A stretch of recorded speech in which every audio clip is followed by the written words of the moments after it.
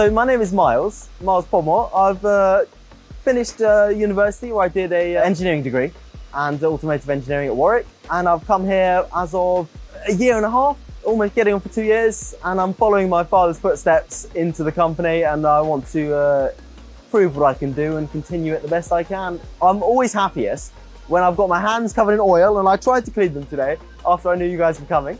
But I'm always the happiest covered in oil and in machines, and I believe that's put me in good stead to understand the machines. And once you understand them, you understand how they run and what they can't do and what they can do, you are more capable of telling people or controlling people that are running them and trying to give you excuses as to why they can't do something, or why they can show them a way of doing something that they otherwise can't. My grandfather had a company, and I believe it was in some difficulty, and then my father took over it when he left school at around 18, 19, and then he started up this company with a few old presses from my grandfather's company. And then he created Windles. It was called a different name before that, but it became Windles, and it's grown since then, from the very little shed with a couple of two colours in it up to what it is today.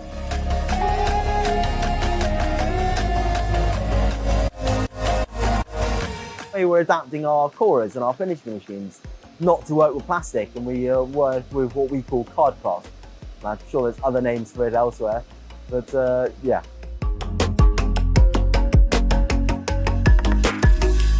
All the managers here, we understand the machines, we can fix the machines, and we modify the machines, and that enables us to create finishes which other people struggle to get, in terms of the embossing, the die cutting, the foiling, the fluted foiling, and the cold foiling being the main one. So with that ability, it allows us to create very fine intricate works, and that's always lended itself to greetings cards. We're recently getting more into packaging, but we've always been greetings cards, and we continue to be our main source of income is greetings cards.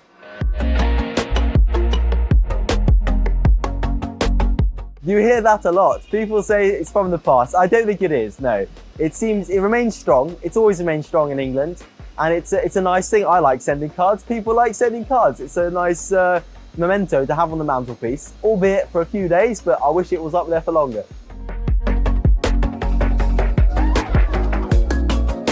So we have a customer service team, and we have a sales team which help bring in new customers and show them our processes and show them what we can do to enable them to pick the route they want to take, because we're capable of doing so much, because they ask for so much. They have cards in different formats. They have multi-pack cards. They used to have cello wrapped cards. Now they have card cards, but they want them in transit packs. They want labels on the front. They want labels on the back. There's many different options they can do, and that's just in finishing.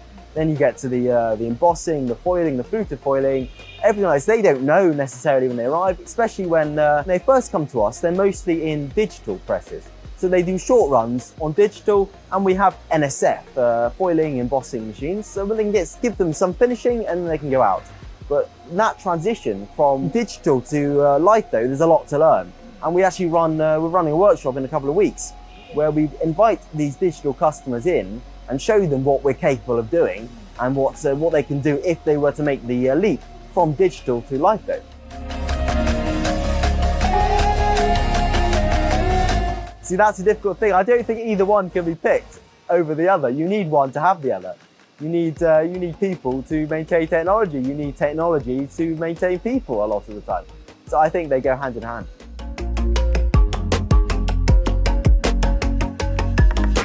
We know machines, we like machines, and you can get a feeling on a machine of just the little things on it, how they're put together, and if they're going to last, if they're going to do the distance, and that's what we're after. We want longevity from machines. We want machines that we can put in, that we can do upkeep on, maintenance, but will continue to perform for us if we look after them.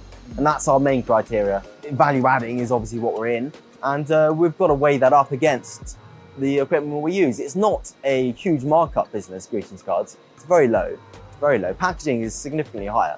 So greetings cards is in high volume, and we want machines to perform high volume fast for a long time in order to get anything back from them. So we need them to work for us if we're to get anything back from them. So And technology improves that, but the longevity of it is another thing. And I hope the recent installation of the Koenig Bauer will prove that that's here to stay too.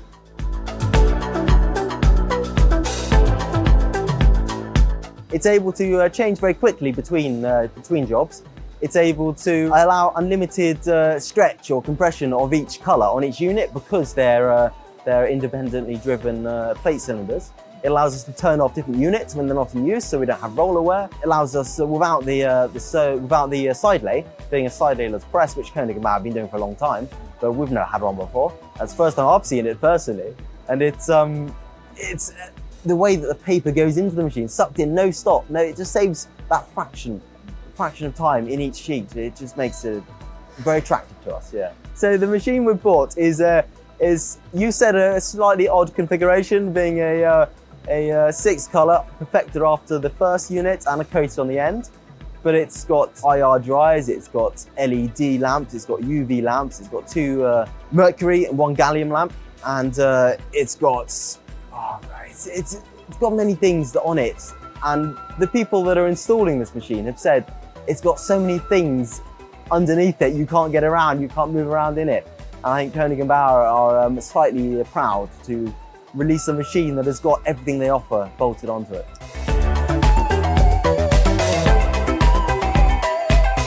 Yeah, so just a job we did yesterday where we needed 2 mercury lamps to cure the varnish. The 1 mercury lamp wasn't quite curing it. We needed 2 in there, and we also needed 1 before the varnish went on to cure the ink.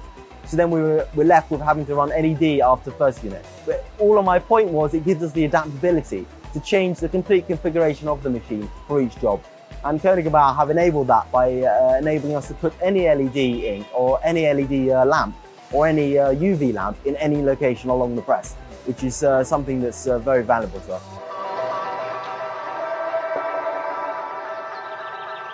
There is a huge difference in terms of, especially with the capability of the Koenig Bauer.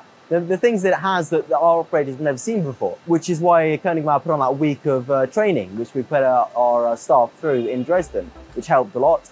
But of course there are things that are different between the presses, but at the end of the day, it's a printing machine and the buttons are in different places, it prints. They know how to print, they know what the error is, they know how to fix it. They might not know the button they need to press to make it fix, but they know what they want to do. So it's just a small, it's just a bit of a turn in their learning.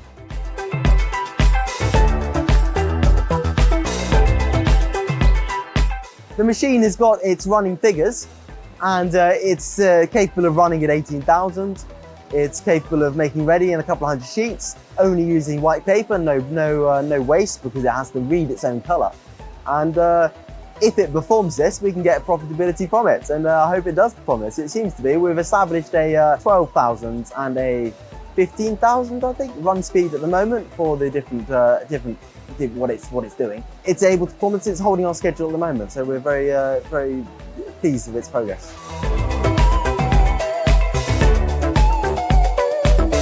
Yes, we've had to think about our workflow quite heavily and think about how we prepare the board for the press. Once it's stable, at the moment it's not quite stable yet, it's still having issues, but Koenig Bauer are getting on those and sorting them out for us. But once we've got the machine stable, we hopefully will analyse our workflow and we think put another person preparing the board before the person that runs the feeder. Because they've got to be unwrapped. Some come in reams.